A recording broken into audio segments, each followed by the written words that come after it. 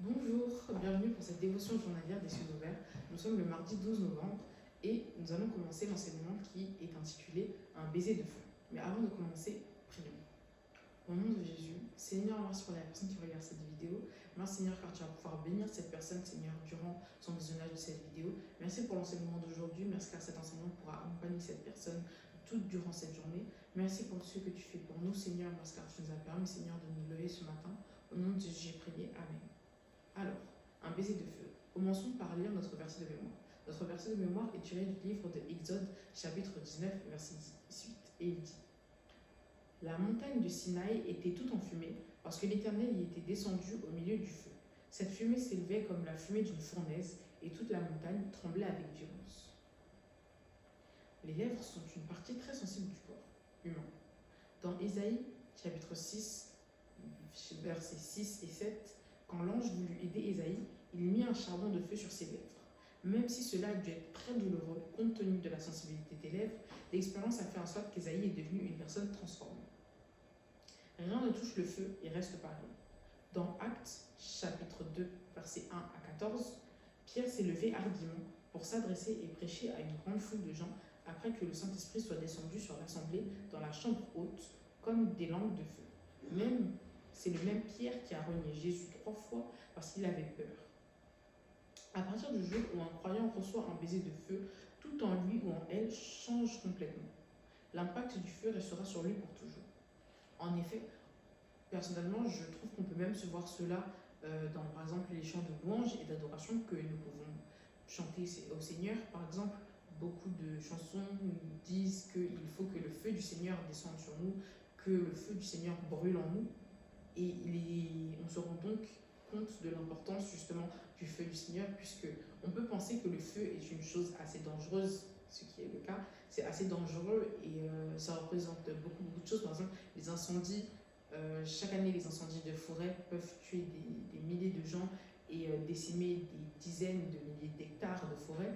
Mais lorsque le feu vient de Dieu, il nous change, il change complètement nous, la manière dont nous sommes, la personne que nous étions avant justement que le feu nous touche et la personne que nous sommes devenus une fois que le feu nous a touchés sont deux personnes complètement différentes. Quand vous voyez quelqu'un qui est toujours prêt à faire la volonté du Christ et à tout faire pour lui, c'est ce que quelqu'un a été embrassé par le feu. C'est pourquoi, après qu'Ésaïe ait reçu ce baiser de feu, tout ce qu'il pouvait entendre, c'était Dieu qui disait: Qui enverrons-nous? Qui ira pour nous? Et sa réponse fut: Seigneur, envoie-moi. Quand vous serez embrassé par le feu, vous commencerez à entendre les battements du cœur de Dieu concernant les nations du monde, et votre réponse sera: Seigneur, envoie-moi n'importe où pour faire ton travail, et j'irai. Il est donc très important aussi d'assimiler justement cette notion de feu qui va brûler en nous. C'est un feu qui va brûler pour le Seigneur. C'est un feu qui va c'est un feu qui va nous permettre d'avoir cette faim pour le Seigneur, d'avoir justement ce besoin et ce désir de faire la volonté du Seigneur, de faire ce qui lui plaît, par exemple, comme Isaïe l'a fait, de s'envoyer soi-même en mission justement pour pouvoir faire la volonté du Seigneur, puisque ce feu-là nous transforme. Et ce feu-là, par exemple, c'est un feu qui peut transformer une personne qui était timide, une personne qui ne voulait pas forcément parler devant beaucoup de gens. Ce feu peut transformer cette personne en prêcheur. Ce feu peut transformer cette personne justement en quelqu'un qui va pouvoir dire son témoignage à beaucoup de gens, qui va pouvoir justement prêcher la bonne nouvelle. Et donc, ce feu va complètement changer une personne. Ce feu peut complètement changer une personne. Paul a fait l'œuvre de Dieu avec beaucoup de zèle. Ce zèle est venu sur lui dans Actes chapitre 9, versets 3 à 6, quand Jésus lui est apparu sous la forme d'une grande lumière sur son chemin vers Damas. Cette lumière ne provenait pas d'une ampoule électrique, c'était le feu de Dieu. Et au moment où le corps de Paul a été touché, il a été embrassé par le feu et a été changé pour toujours. À partir de ce moment, il est allé jusqu'au bout pour faire la volonté de Dieu. En effet, là, par exemple, dans cet enseignement, on voit que le mot embrasser est utilisé, pas embraser, puisque on est en train de parler du feu. Non, on parle d'embrasser justement, puisque le feu de Dieu ne nous consume pas de l'intérieur. C'est un feu qui va venir nous réchauffer.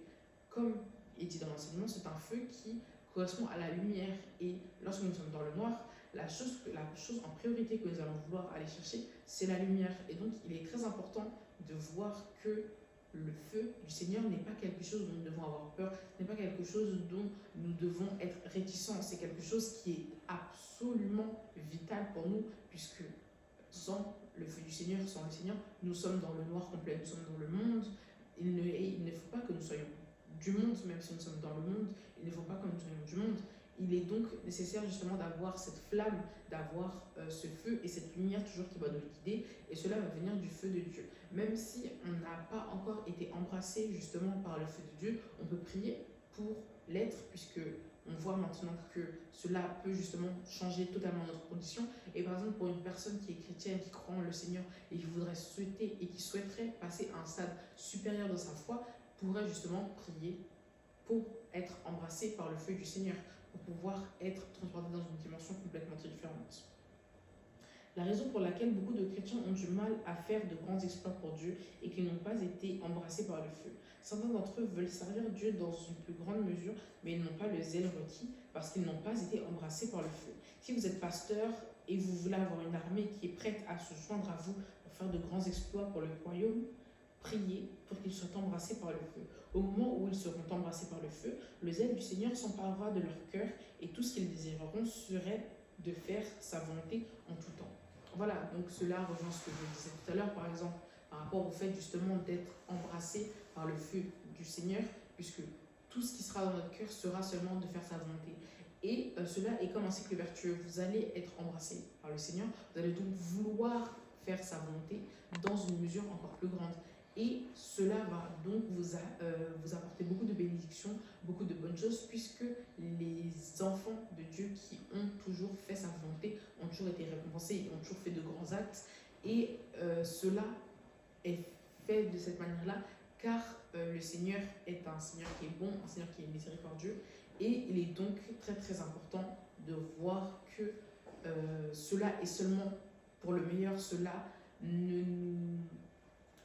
peut seulement attirer le meilleur dans notre vie, le fait d'être embrassé par le Seigneur et de vouloir encore plus faire sa volonté.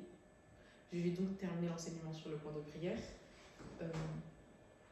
Père, s'il te plaît, donne-moi un baiser de feu aujourd'hui au nom de Jésus. Merci beaucoup de m'avoir écouté. J'espère que vous serez embrassés par le Seigneur aujourd'hui et que vous demanderez à être embrassés dans vos futures prières. Merci beaucoup. Passez une bonne journée. Soyez bénis. Amen.